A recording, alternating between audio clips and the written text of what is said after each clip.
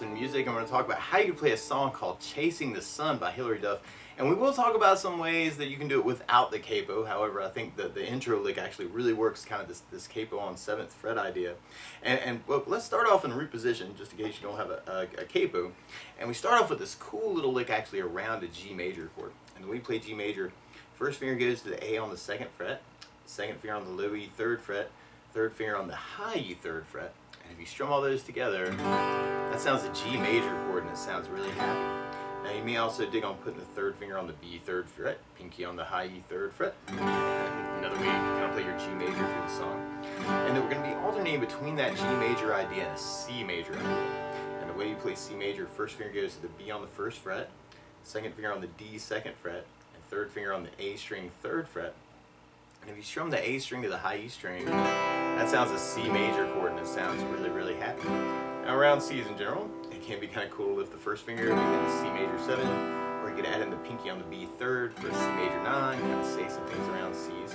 Or another way to play C major 9, we'll be doing first finger on the D 2nd, second finger on the A 3rd, third finger on the B 3rd, pinky on the high E 3rd, kind of work that for your C major chord. And randomly, I think you really could work the song actually just kind of working just those two chords, kind of a G, C, G. So I'm kind of doing an 8 down count and adding a little bit of muting with my right hand to kind of follow that chord pattern. Although, for myself, I was kind of digging on throwing in a D major chord at the end of that. And the way you play D major, first finger goes to the G on the 2nd fret, second finger on the high E 2nd fret, and third finger on the B 3rd fret. And if you strum the D string to the high E string, that sounds a D major chord and it sounds really happy. Now you may also dig on lifting the 2nd finger. It's a dangerous finger to lift, but that makes a D sus2. Or you could add in the pinky on the high E 3rd for a D suspended chord and kind of say some things around that. And what you can kind of do while you're on the C chord is you could almost kind of a half a C to a D to kind of get a little bit more momentum to the G chord. So kind of a C, 2, 3, 4, D, 2, 3, 4. Or, oh yeah, so let's try this. So we got the G, 2, 3, 4, 5, 6, 7, 8, C, 2, 3, 4, D, 2, 3, 4, G. So if you kind of dig on that, you can kind of throw in the D chord. I don't think you have to do that, but I think that could be a really cool way to work it. Or you could use something called a strum pattern. And one of my favorite strum patterns for a 4/4 like this is down, down, up, down, up. So if you do the G and just try that a lot, you'd have down, down, up, down, down.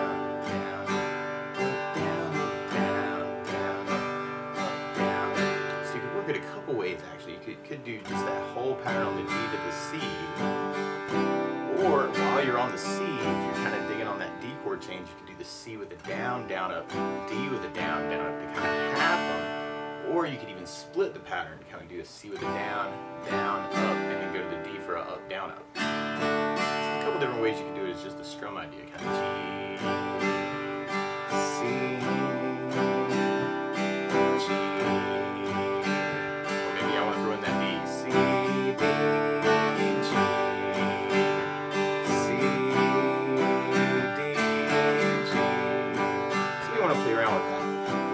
about the lick, actually. And if you're kind of interested in that, it almost kind of comes off as a fingerstyle idea. One way to kind of work this is use your thumb for your bass player. So you'd start off low E on the 3rd fret, kind of playing that G note on the low E. And I'm kind of using my index and my middle finger to play the G string and the B string at the same time after that. So that is a little weird. So it's index on the G string, middle finger on the B string, and you kind of start off almost kind of a bass, fingers idea.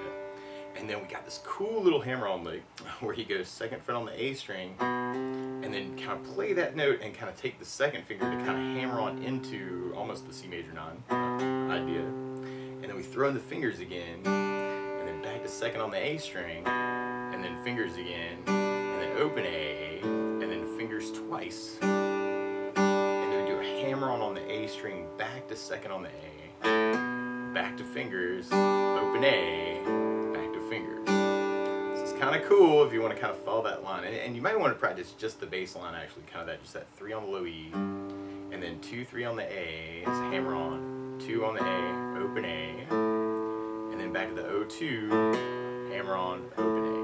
Just to kind of get used to that with the thumb. 3, 2, 3, 2, O, O2, O, 3, 2, 3, 2, O, O2, O. Or you can throw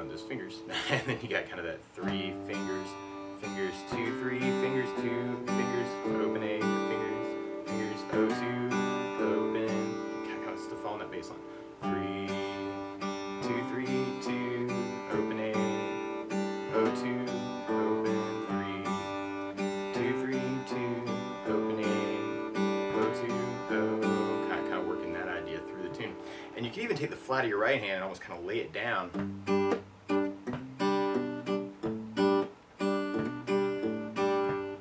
Kind of trying to mute the low E actually. It does sound really good to leave the G and the B open, I think.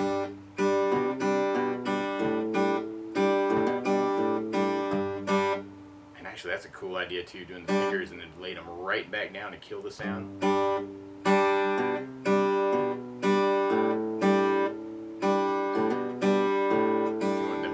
Shorter. So we want to kind of play around with that lick too. And then from there we'll basically be repeating that until we get to our, or that idea or that chord pattern, until we get to our bridge part. And our bridge just kind of mixes things up by doing the C chord first, and then we go to our G and our D kind of halving. So you could do that with the down C, 2, 3, 4, 5, 6, 7, 8, G, 2, 3, 4, D. Or you could do the down, down, up, and then kind of half the G and D. G, D. Or you can split the pattern. C, G, down, down, up, D, up, down, up, for that one spot. Now, and we'll come back to reposition in a moment, just in case you don't have a capo and you're like, man, I want to be able to play this, but I don't have a capo at all, and you want to play with the recording. Actually, you could do a lot of the same stuff by using different chord G keys. All right, so capo, 7th fret, to play along with Hilary, because she's super cool like that. And now our G chord is really a D major chord, and your C major is really a G major chord. So you could really work any of those chord patterns actually. Kind of G, C, kind of doing the downs, G, or you can try the C to D idea, or you can do the down, down, up, up, down, up.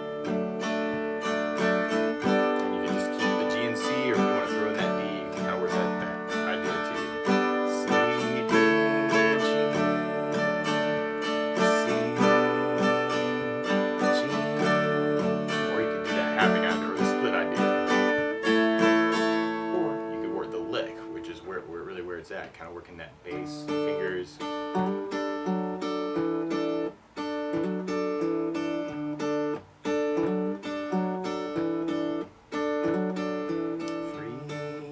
2, 3, 2, open. O, 2, O, 3. 2, 3, 2, O, 2, O. Kind of working that idea for that first chorus. Or randomly, you could even take this strum pattern and just add in basses. Actually, the low E string is kind of your bass for the G, and the C would have an A string for the bass. If you want to just make it a bass down, up, down, that could work too. So G, bass, down, up, C, down, up, G, down, up. Now we're doing that bass down up on each chord. Could be cool for the C and D lick. Or you could dig on the split pattern.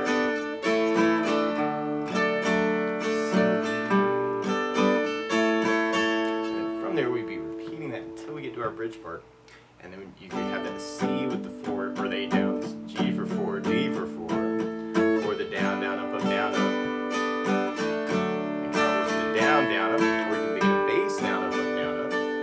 G, D, C, or you can split the pattern. G, D. And we only do that twice, or at least kind of that C, G, D, C, G, D. And then from there, then we go back into our main idea, actually, kind of back into the main verse chorus, which is an awesome lick, which is why we're talking about capo 7. However, if you don't have a capo at all and have no plans on buying one of these, but you still like the song and you want to strum along with it, instead of working it up in root position or working it on 7th fret capo, you could work it in root position. And that G chord shape that we were using is really a D. And the C chord shape is really a G chord. So another way to kind of work it would be doing kind of that D, G. If you're backing up somebody who knows the capo lick too, this is where you would be. Because the G chord shape we're talking about with the capo is really a D chord shape, and the C chord shape is really a G. Now the only weird thing is if you dig on kind of that C, D push that we were working, now it would be a G to an A major push. We play A major. First finger goes to the D on the 2nd fret. Second finger on the G 2nd fret, and third finger on the B 2nd fret. And if you strum all those together, that sounds an A major chord. It sounds really happy. And you may also dig on lifting off the 3rd finger, making that an A sus2, or adding in the pinky on the B 3rd for an A suspended chord, kind of say some things around the A. or you may even dig on an A7 sus, where you do first finger on the D second, second finger on the G second, third finger on the B third, pinky on the high E third. And then we could even work it as kind of a D sus idea, from the G to the A, if you kind of dig on that. D, G, A. Or you could do the down, down, up, up, down, up. D, G, A. And for the D, you'd have the D for the bass, G would have low E for the bass, A would have the A for the bass. D, G, A. Or you just look at that. D, G, A, D, G, A. Kind of dig on that. And then when we get to the bridge, if you're digging on it that way, you'd have the G, and then the D and the A. G, A. So we're actually playing exactly the same chords, but in a different place on the guitar, which is actually kind of a cool idea. And then from there, we'll be going back into our intro idea. So back to D, G, A,